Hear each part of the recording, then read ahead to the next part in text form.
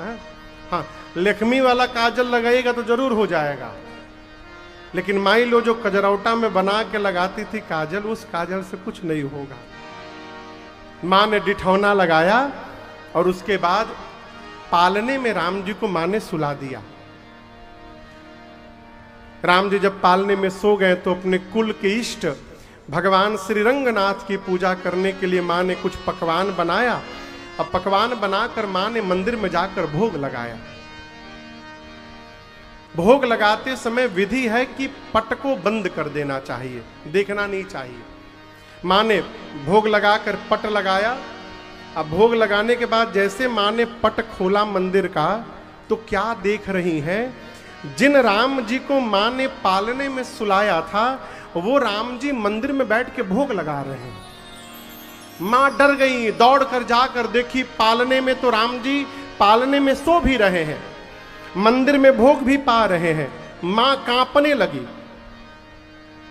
इहाँ उहाँ दुई बालक देखा। अच्छा, आपको एक बात पूछूं? आप यहां कथा सुन रहे हैं पंडाल में, कल्पना करिए आप बीच कथा से पंडाल से निकल के चले गए, बाहर निकल के सड़क पकड़ के जब मेन हाईवे पर पहुंचे, मोड़ पर, और जैसे वहां पहुंचे वहां मैं आपको फिर से मिल जाऊं, खड़ा चौराहे पर खड़ा मैं दिखाई पड़ जाऊं, आप में से कितने लोग गाड़ी से उतरकर हमको राम राम करेंगे? अच्छा, हमको देखेंगे तो आप आके राम राम कहेंगे। यदि सही में दिखाई पड़ जाए तो भूत कही के भागिएगा, कहेंगे नहीं भूत है। भाई महाराज यदि राम कथा सुना रहे हैं पंडाल में, तो यहां कैसे पहुंच गए? एक ही व्यक्ति दो स्थान पर दिखाई देने लगे, इसका क्या मतलब है? वो मां की मति चकरा गई। मां को विस्मय भाव में देखकर भगवान ने दूसरी बार मैया को अपने विराट रूप का दर्शन कराया। बाबा कहते हैं, दिखरावा मातहि निजा अद्भुत रूप अखंड, रोम रोम प्रति लागे कोटि कोटि ब्रह्म। भगवान मां के सामने विराट रूप में खड़े हो गए। कौशल्या मैया ने राम जी के शरीर में क्या देखा? अगणित रवि शिव चतुरानन, बहुगिरि सरित सिंधु महितान, काल कर्म गुण ज्ञान स्वभाव, सो देखा जो सुना न काऊ, देखी माया सब विधि गाड़ी, अति सभित जोरे कर ठाड़ी, देखा जीवन नचावै जाहे, देखी भगत जो छोड़े ताहि, तन पुलकित मुख बचन नयावा, नयन मोद चरण सिरुनावा, विस्मयवंत देखी महतारी, विस्मयवंत देखी महतारी, भय बहुर शिशुरूप खरारी, भय बहुर शिशुरूप खरारी, भय बहुर शिशुरूप खरारी, भय बहुर शिशुरूप खरारी। मां ने राम जी के शरीर के भीतर देखा अनेकों सूर्य को, अनेकों चंद्रमा को, अनेकों ब्रह्मा को, अनेकों शंकर को, अनेकों नदियों को, पर्वतों को, सागरों को, वन प्रदेशों को। मां ने वो भी देखा जो कभी कान से सुना तक नहीं था। काल को देखा, कर्म को देखा, ज्ञान को देखा, गुण को देखा, और काल कर्म ज्ञान गुण के प्रभाव से उत्पन्न होने वाले स्वभाव को भी देखा। मां ने माया को देखा, जीव को देखा, भक्ति को देखा। शरीर थर थर कांपने लगा हो माई का डर के मारे, व्याकुल होके आंख बंद करके और भगवान के चरणों में बैठ गई मैया।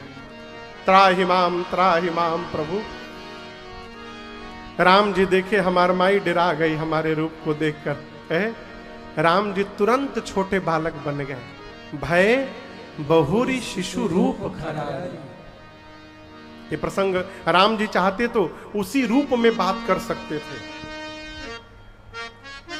विराट रूप दिखाया प्रभु ने मां को।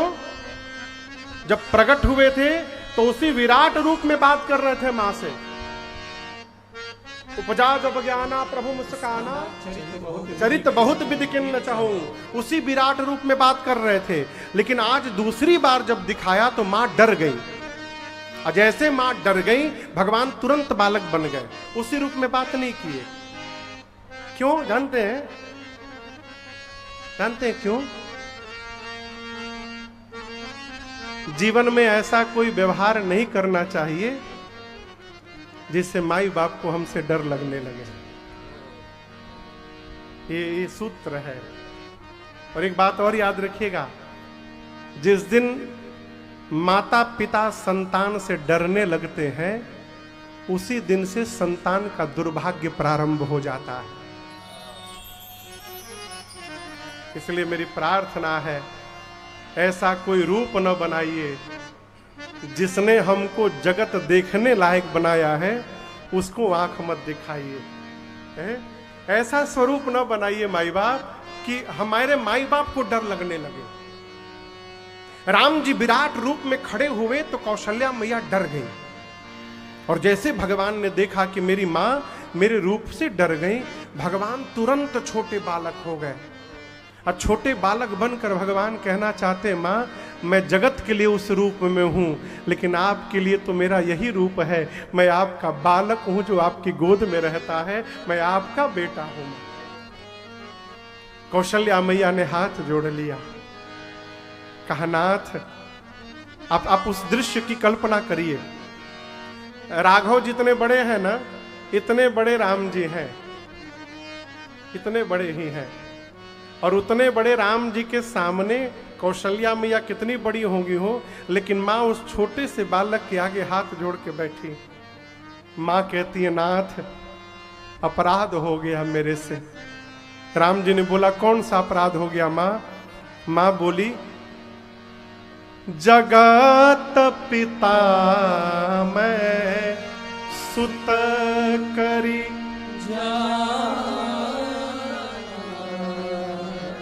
मैंने जगत के पिता को अपना पुत्र मान लिया। इतना बड़ा अपराध प्रभु। आज आपका रूप दिखाई पड़ा मुझे। आप कहां से प्रारंभ हो रहे हैं इसका पता नहीं चल रहा था, कहां तक जा रहे हैं इसका पता भी नहीं चल पाया। न आपके प्रारंभ का पता, न आपके अंत का पता। अनंत अनंत कोटि है आपका विस्तार है। आपकी स्तुति कहां से प्रारंभ करूं और कहां ले जाकर पूर्ण करूं। आज डर के मारे मेरे से आपकी स्तुति नहीं हो पा रही है। नाथ आप जगत के पिता हैं। राम जी बोले, मां मैं भले जगत का पिता हूं, लेकिन मैं आपका पुत्र हूं। मैं आपके लिए कौशल्या नंदन हूं। मैं आपका बेटा हूं, आपका राम हूं। मैं आपका बेटा हूं। और मैंने ये रूप जानबूझ के दिखाया आपको बताने के लिए कि मैं आपका बेटा राम जगत का पिता है। और मुझे लेकर संशय न करिएगा कि मैं मंदिर में और पालने में कैसे आ गया। मैं चाहूं धरती के एक तिनके में प्रकट होने की शक्ति रखता हूं मां। मैं जहां चाहूं वहीं प्रकट हो सकता हूं। तुम्हारा लल्ला भगवान है। राम जी ने घोषणा करके मां से कही कि मैं भगवान हूं मां। और एक बात कहूं मां, जो रूप आपको दिखाया हूं ना, ये रूप मैंने पिताजी को भी नहीं दिखाया है। कौशल्या मैया बोली, हमको क्यों दिखाए? हमको दो दो बार दिखा दिए। राम जी बोले, मां जीव पूरे जगत से अपने को छिपा सकता है, लेकिन जन्म देने वाली मां से अपने को नहीं छिपा सकता है। मैं आपसे कैसे छिप सकता हूं? आप मेरी मां हैं। इसलिए आपको जो रूप दिखाया है मैंने मां, ये आप किसी से कहिएगा मत। ये केवल मैंने आपको दिखाया है। कौशल्या मैया बोली, नहीं कहूंगी, लेकिन राम आप भी मुझे वचन दीजिए, आज के बाद आपकी माया मुझे कभी व्याप्त न हो। राम जी बोले, ठीक है, राम जी ने मां कौशल्या को अपनी माया के प्रभाव से मुक्त कर दिया। कुछ समय बीता, चूड़ाकरण संस्कार हुआ, मुंडन संस्कार, फिर यज्ञोपवीत संस्कार हुआ। यज्ञोपवीत होने के बाद राम जी गुरुकुल में पढ़ने गए वशिष्ठ जी के यहाँ, और वहां से वेद पुराण पढ़ के वापस अयोध्या लौटे। अब गोस्वामी जी कथा को लेकर गए बक्सर। यहां बक्सर का कोई है? बक्सर का एक लोग, इधर 3-4 लोग हैं। बिहार में है बक्सर, हाँ देख लेने। बिहार में है बक्सर, और वहां सिद्धाश्रम में विश्वामित्र नाम के मुनि रहते थे। आइए पहले चौपाइयों को हम और आप गुनगुनाते हैं। बाबा कहते हैं, विश्वामित्र महा मुनि ज्ञानी, विश्वामित्र महा मुनि ज्ञानी, बसहि विपिना शुभ आश्रम जाने, बसहि विपिना शुभ आश्रम जाने, जहाँ जप यज्ञ जोग मुनि करहे,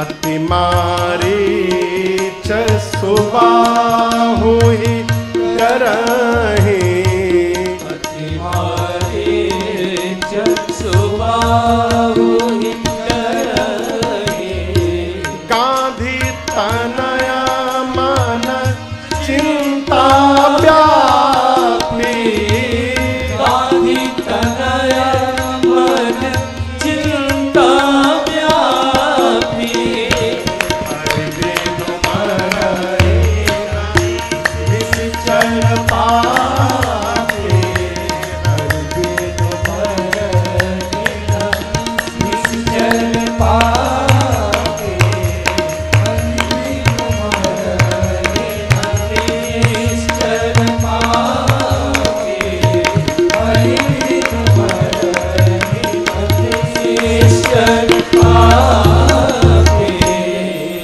विश्वामित्र जी बक्सर में रहते हैं। जब जब यज्ञ प्रारंभ करते हैं तो मारीच और सुबाहु नाम के दैत्य आकर इनके यज्ञ को विध्वंस कर देते हैं। चिंतित हैं किस बात को लेकर कि बिना भगवान के ये पापी मरने वाले नहीं हैं, क्यों न चलकर राम जी को मांग कर लाऊं। मन में भाव आया और तुरंत चल पड़े, पहुंचे श्रीधाम अयोध्या। बाबूजी गए, जाकर सरजू जी में स्नान किए। स्नान करके महाराज दशरथ के दरबार के द्वार पर पहुंचे। भीतर सूचना भिजवाई। दशरथ जी को पता चला, दौड़कर ब्राह्मणों के साथ आए, विश्वामित्र जी के चरणों में प्रणाम किए और आदर पूर्वक ले जाकर बिठाए। ले जाकर क्या किए? जोर से बोलिए, क्या किए? बिठाए। कहां बिठाए? ये कहां बिठाए? अपने आसन पर। कहां बिठाए? दशरथ जी महाराज अपने चक्रवर्ती सम्राट के राज सिंहासन पर ले जाकर विश्वामित्र जी को बिठा दिए। निज आसन बैठा रे नियानी। इसका मतलब समझते हैं क्या है? हम जिसको जितना अधिक प्रेम करते हैं उसको उतना विशिष्ट स्थान बैठने के लिए प्रदान करते हैं। अपने सिंहासन पर ले जाकर बिठाया, पांव में बैठकर पांव पखार कर पूजन किया, भोजन बनवा कर भोजन करवाया, चारों बच्चों को बुलाकर प्रणाम करवाया। और उसके बाद दशरथ जी महाराज हाथ जोड़कर पूछ रहे, मुनिवर के ही कारण आगमन तुम्हारा। यहां व्यवहार सीखिए। महाराज ले जाकर क्या किए? पहले बिठाए, पांव पखारे, पूजन किए, भोजन कराए। उसके बाद पूछे कि आपके आने का कारण क्या है। घर में कोई आवे उसको पहले बिठाइए, उसको पहले चाय पानी पिलाइए, उसके बाद पूछिए और बताइए भाई साहब कैसे आना हुआ। इना के गेट खोले नहीं, बहरिए से पूछ रहा बताओ क्या काम है, कहा आइल बढ़ाई जाए। हाँ, कई लोग ऐसे भी होते हैं, गेटवो नहीं खोलते हैं, क्या काम है। महाराज सारा व्यवहार करने के बाद पूछे आपके आने का कारण क्या है। विश्वामित्र जी बोले महाराज मुझे असुर सता रहे हैं और मैं आज आपसे मांगने के लिए आया हूं। महाराज बोले मांगिए मांगिए। अरे देरी किस बात की है, मैं कह रहा हूं आप मांगे नहीं कि मैंने दिया, तुरंत मांगिए। आप जैसे मांग करके चुप होंगे मैं दे दूंगा। मांगिए क्या चाहिए आपको। विश्वामित्र जी सुनकर गदगद हो गए, बोले यही तो चाह रहा था, मैं मांगू आप दे दीजिए। मैं बताऊं क्या चाहिए। बोले बताइए क्या चाहिए आपको, अभी तुरंत दे दूंगा। विश्वामित्र जी बोले अनुजा समेता देहु रघुनाथ। बोले छोटे भैया के साथ राम जी को दे दीजिए। किसके साथ दे दीजिए? छोटे भाई। बोले बोलिए कौन छोटे भैया? लक्ष्मण जी के साथ। ये जो राम जी के पीछे छोटे वाले भैया बैठे हैं ना, इनके साथ मुझे राम जी को दे दीजिए। राम जी जाएंगे, निशाचरों का अंत करेंगे और आपके राम को प्राप्त करके मैं भी सनाथ हो जाऊंगा। यहीं से कहानी करवट लेती है माई बाप। अब तक जो महाराज कह रहे थे, पीलू जानते हैं, पीलू जानते हैं, पीलू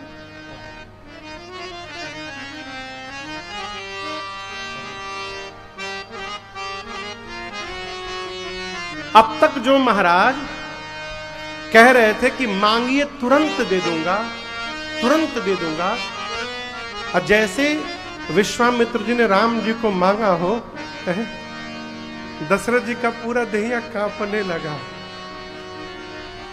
थर थर कांपने लगे। बोले कि मैंने मांगने के लिए कहा, इसका अर्थ ये नहीं होता है कि आप कुछ भी मांग लेंगे। आपको मांगने का ढंग नहीं आता है। आपने मुझसे मेरे राम को मांग लिया।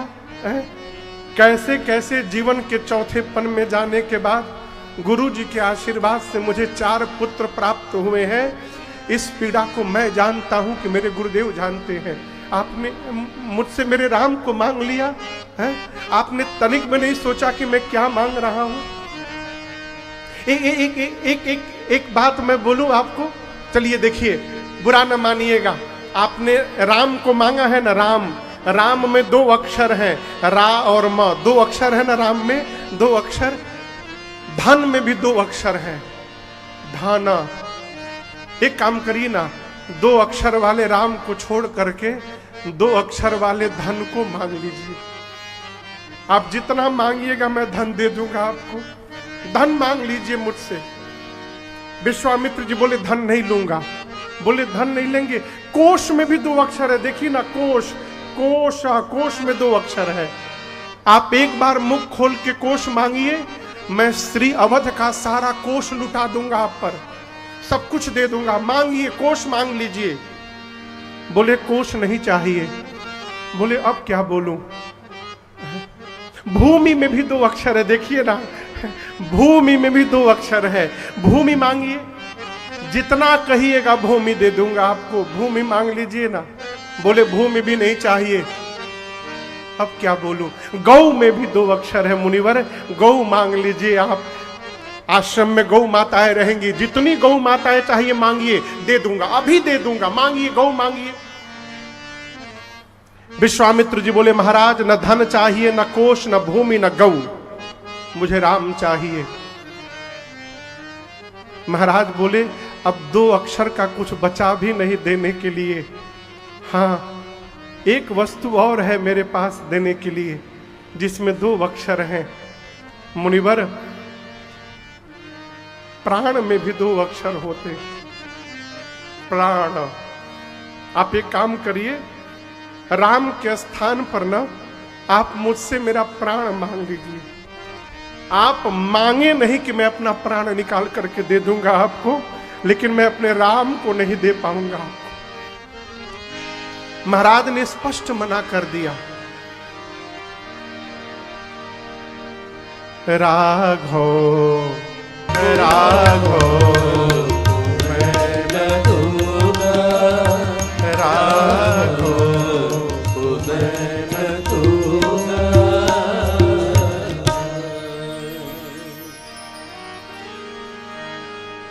स्पष्ट शब्दों में मना कर दिया, नहीं दूंगा। मुनिनाथ मरते मरते, मुनिनाथ मरते मरते, अपने राघव को मैं न दूंगा। मना कर दिए, नहीं दूंगा।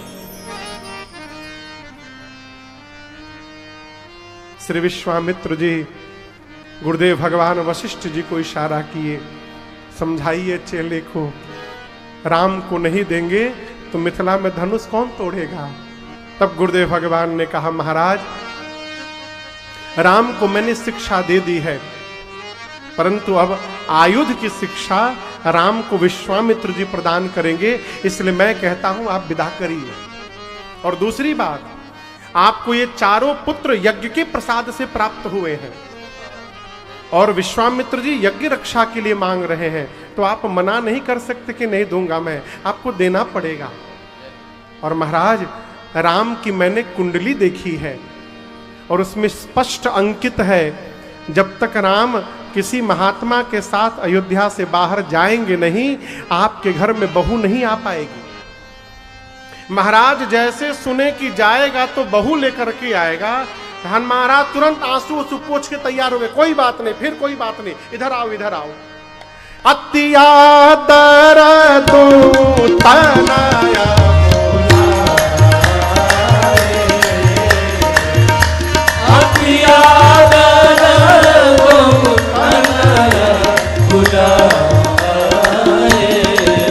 और हृदय लाए बहु भांति सिखाए, हृदय लाए बहु भांति सिखाए, हृदय लाए बहु भांति सिखाए। महाराज ने श्री राम लक्ष्मण जी को बुलाया, हृदय से लगाया, अनेक प्रकार से समझाया। क्या समझाया? आज तक आप जो दोनों भाई मुझसे पूछ पूछ कर व्यवहार करते रहे, आज के बाद विश्वामित्र जी से पूछ पूछ कर व्यवहार करिएगा। और विश्वामित्र जी से महाराज ने कहा कि मुनिवर, आप ये ना मानिएगा कि मैं अपने बच्चों को दे रहा हूं, आप ये मानिएगा कि आज दशरथ ने अपना प्राण निकाल करके आपको सौंप दिया है, ये दोनों मेरे प्राण हैं और आज के बाद आप ही इनके पिता हैं, तुम मुनि पिता। यदि दशरथ जी महाराज ये बात न कहे होते तो विश्वामित्र जी राम जी से धनुष न तुड़वाते। अमरेंद्र जी न तुड़वाते, कहते जा पहले अपने बाबूजी से पूछा तोड़ी कि ना तोड़ी।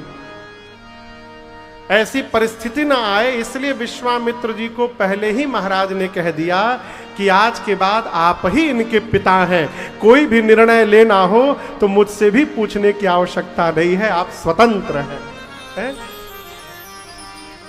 सौंपा है। गोस्वामी जी कहते हैं, सौंपे भूपरि सिंह सुत बहुविधि देयसीस, जननी भवन गए प्रभु चले नाई परसी। पिताजी को प्रणाम करके राम लक्ष्मण जी माताओं के पास गए, माताओं को प्रणाम करके अनुमति लेकर विश्वामित्र जी के साथ चल पड़े। आजमगढ़ का कोई है यहां पर? आजमगढ़ का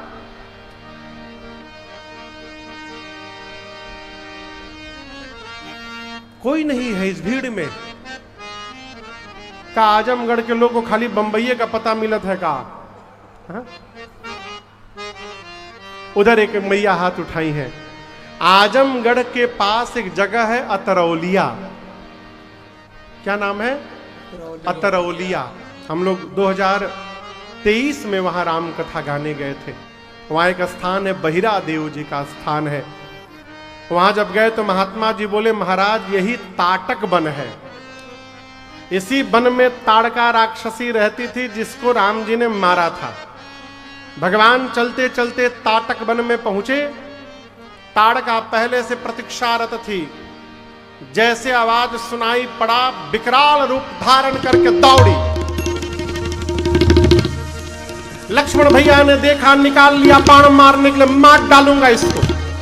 राम जी बोले, रखो बाण, अबला है अबला, हम रघुवंशी हैं, रघुवंशी अबलाओं पर प्रहार नहीं किया करते। विश्वामित्र जी बोले, राम अबला नहीं, यही सबसे बड़की बला है, मारिए इसको। जैसे विश्वामित्र जी ने कहा, राम जी ने कहा, भाई आप बाण रखो। राम जी अपना अमोघ बाण निकाले। एक ही बाण प्राण हर लीना, निज जानते निज पद दीना, निज जानते निज पद दीना, निज जानते निज पद दीना। तपरसि निज नाथ जिय देने, विद्या निधि कहूँ विद्या देने, विद्या निधि कहूँ विद्या देने, विद्या निधि कहूँ विद्या देने। जाते लागन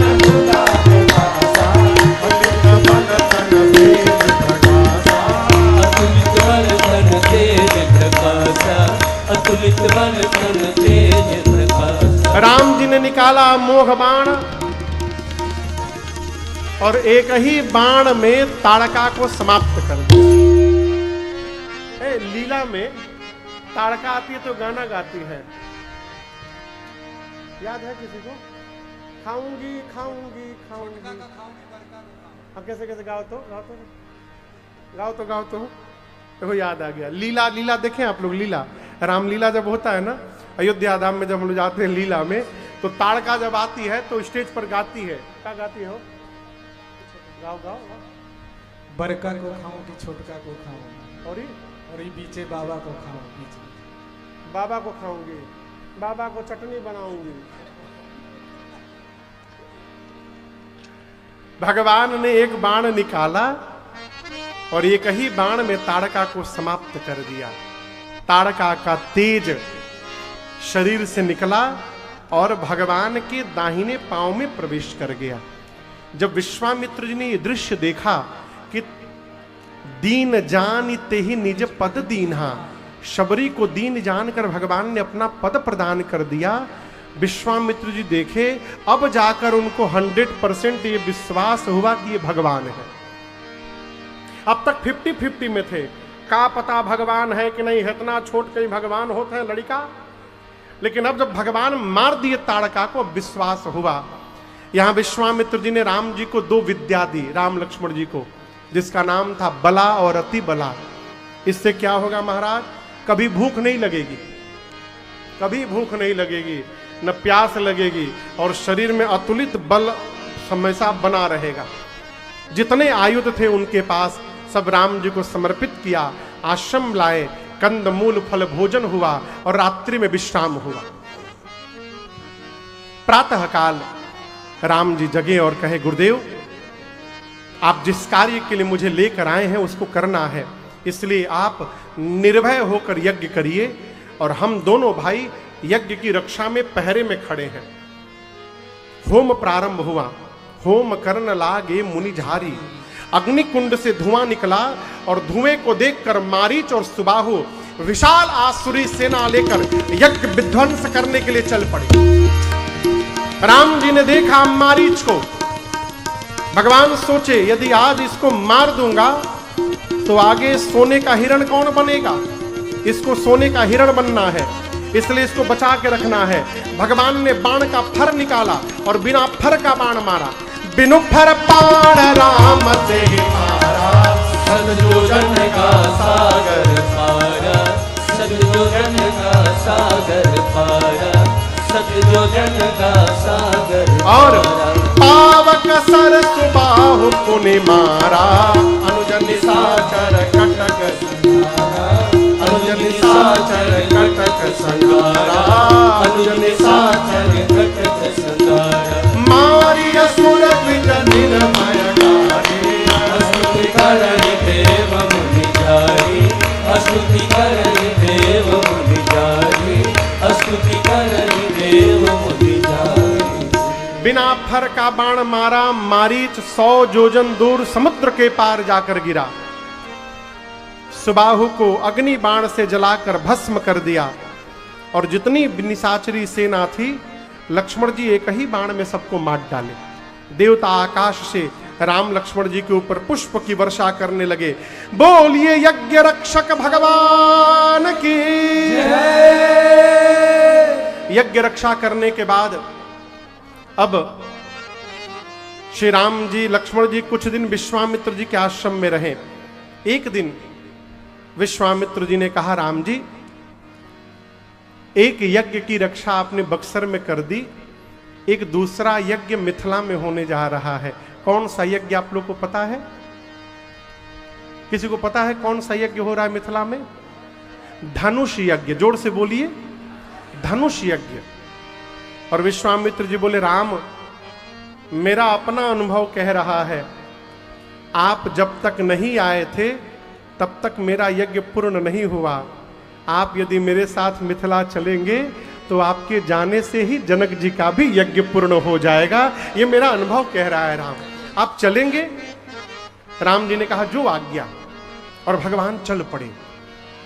धनुष यज्ञ सुनि रघुकुल नाथा, हरसि चले साथा।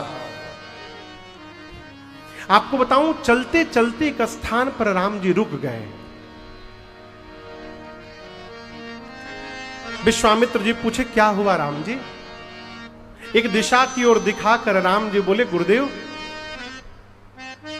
इस स्थान को देख करके ऐसा लग रहा है मुझे कि इस स्थान पर पहले कभी किसी ऋषि मुनि का आश्रम रहा होगा है? लेकिन आज इसकी दशा बिगड़ी है। न कोई पशु, न कोई पक्षी, न कोई नर नारी, न कोई जीव जंतु, वृक्ष सूखे हैं। और ये स्थान के बीच में ये पत्थर कैसा रखा हुआ है? आपको पता है वो पत्थर कौन था? जोर से बोलिए। अहिल्या जी थी। ये कौन है? विश्वामित्र जी बोले, राम गौतम नारी श्राप, उपल देह धरि धीर, चरण कमल रज चाहि। इसलिए कृपा करहु रघुबीर, गौतम नारी। ये गौतम ऋषि की अर्धांगिनी है अहल्या। क्या नाम है? अहिल्या नहीं, अहल्या। ही नहीं है, ह है, ह। अहल्या, इनका नाम है अहल्या। इनसे अपराध हो गया एक बार। कौन सा अपराध हो गया? विश्वामित्र जी जाने, राम जी जाने। यहां तुलसीदास जी ने लिखा नहीं है उसको, तो जो बात तुलसीदास जी छिपा गए हैं उसको समाज में प्रकट नहीं करना चाहिए, छिपा के रखना चाहिए। ये मर्यादा है। बोले इनसे अपराध हो गया और इनके पति ने ही इनको श्राप देकर पत्थर का बना दिया। और आप जानते हैं राम, आपके चरण में जो रज लगा है उसी रज से इनके शाप का मोचन बताया गया है। ये युगों से आपकी प्रतीक्षा में बैठी हैं।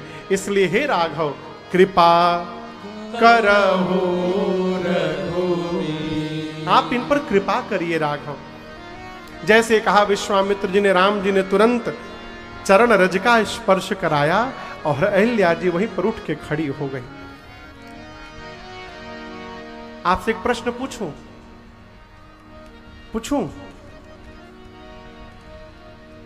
कोई सालों से आंख बंद करके बैठा हो, 10 साल, 20 साल, 40 साल, 50 साल आंख बंद करके बैठा हो, और उसके बाद जब आंख खोले तो आंख खुलने के बाद सामने भगवान ही दिखाई पड़ जाए, उस जीव की क्या गति होगी आप कल्पना करिए। उसी भाव में मां अहल्या प्रवेश कर गई। नेत्र खुला, सामने रघुनाथ जी दिखाई पड़े, मां के एक एक रोम पुलकित हो गए, कंठ अवरुद्ध हो गया, शब्द समाप्त हो गए, नेत्र से झरझर अश्रुपात होने लगा हो, विह्वल होकर मां भगवान के चरणों में गिर पड़ी। राम जी ने उठाया, संभाला उनको। राम जी ने बताया कि मुझे सब पता चल गया है, आपके पति ने ही आपको श्राप देकर पत्थर का बना दिया था। अहिल्या मैया ने कहा कि प्रभु ये बात आपसे किसने बताई? राम जी बोले, गुरु जी बोल रहे थे, विश्वामित्र जी बता रहे थे कि आपके पति गौतम ऋषि ने आपको शाप दिया था। अहिल्या जी हाथ जोड़कर बोली, नाथ अब तक तो मुझे भी यही लग रहा था कि मेरे पति ने मुझे शाप दिया है, लेकिन अब विश्वास हो गया है नाथ, मेरे पति ने शाप नहीं दिया था, मेरे पति ने मेरा उद्धार किया था। यदि श्राप न दिया होता तो आज आपका दर्शन कैसे प्राप्त होता मुझे? जिस कार्य के परिणाम में आपका दर्शन प्राप्त हो जाए वो श्राप हो ही नहीं सकता है, वो तो उद्धार हुआ मेरा। एक वरदान दीजिए, आज के बाद मेरा मन आपके चरण को छोड़कर कहीं न भटके, इसके अलावा मुझे कुछ नहीं चाहिए। राम जी ने कहा, तथास्तु, ऐसा ही होगा। बार बार भगवान के चरणों में प्रणाम करके और अपने पति के साथ, गौतम ऋषि के साथ मां अहल्या उनके लोक चली गई।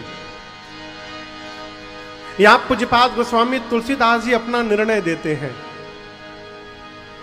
बाबूजी, ये चौपाई मुझे बहुत प्रिय, ये दोहा मुझे बहुत प्रिय है, बहुत प्रिय है। बाबा कहते हैं, अस प्रभु, कैसा प्रभु? अस, अस माने ऐसा, अस प्रभु। तो प्रश्न आएगा कैसा? गोस्वामी जी उत्तर देते हैं, दीन बंधु हरि। अस प्रभु, कैसे प्रभु? दीन बंधु हरि, जो दीनों के बंधु हैं।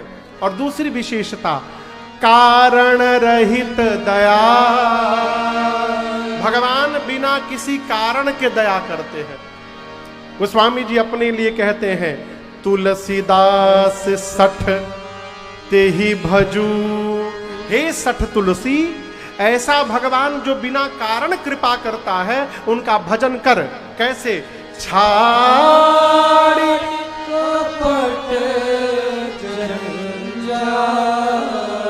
कपट का जंजाल का त्याग करके भगवान का भजन कर।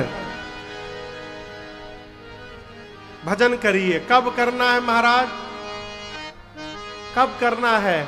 लोग कहेंगे महाराज 60 साल के बाद, रिटायर्ड हो जाएंगे फिर भजने करेंगे। अरे कौन गारंटी है तब तक रहिएगा।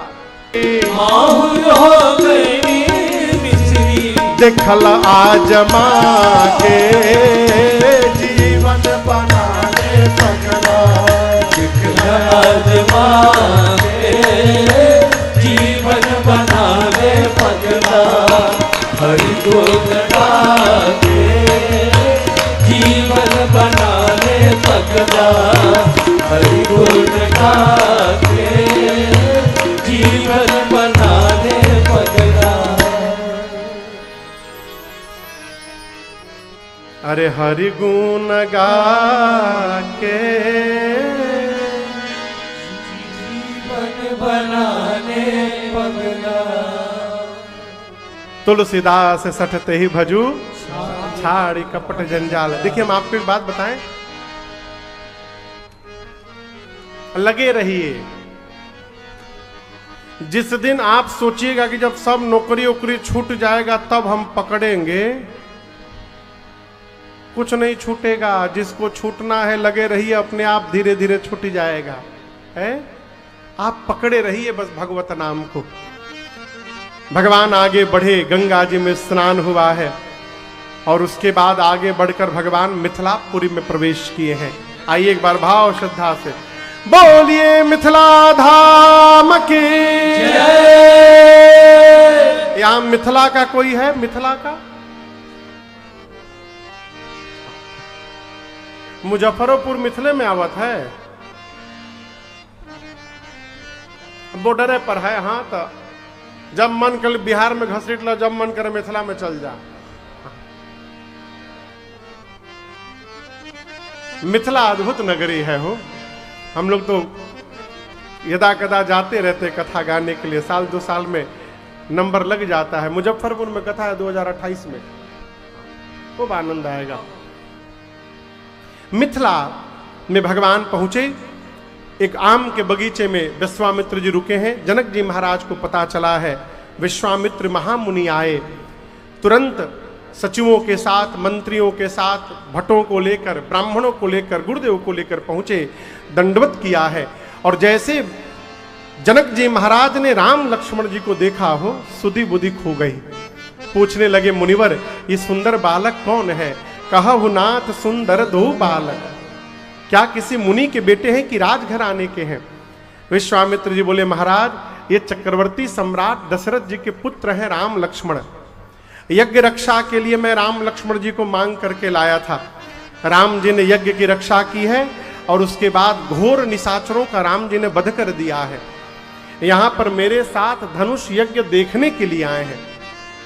जनक जी महाराज जब सुने कि चक्रवर्ती महाराज के बेटे हैं, जिस प्रकार का अतिथि हो उसी प्रकार की व्यवस्था करनी चाहिए। ले जाकर आम के बगीचे से मिथिला के सबसे सुंदर महल में श्री राम लक्ष्मण विश्वामित्र जी को जनक जी ने स्थान दिया और विदा लेकर राजपाट के व्यवहार के लिए गए। राम जी, लक्ष्मण जी, विश्वामित्र जी सुंदर सदन में मिथिला के हैं। दोपहर में भोजन हुआ है और भोजन के बाद विश्राम। तो भगवान लक्ष्मण जी और विश्वामित्र जी मिथिला में भोजन करके सो गए हैं। अब हम लोग भी अपने अपने घर जाके भोजन करके सो जाए। कल एक सूचना दे दूं आपको, कल यहां पर हम लोग 2 उत्सव मनाएंगे। पहले धनुष यज्ञ और उसके बाद खूब धूमधाम से श्री सीताराम विवाह महोत्सव मनाएंगे। तो कल कथा में इस भाव से आइएगा कि भगवान के विवाह में सम्मिलित होने जा रहे हैं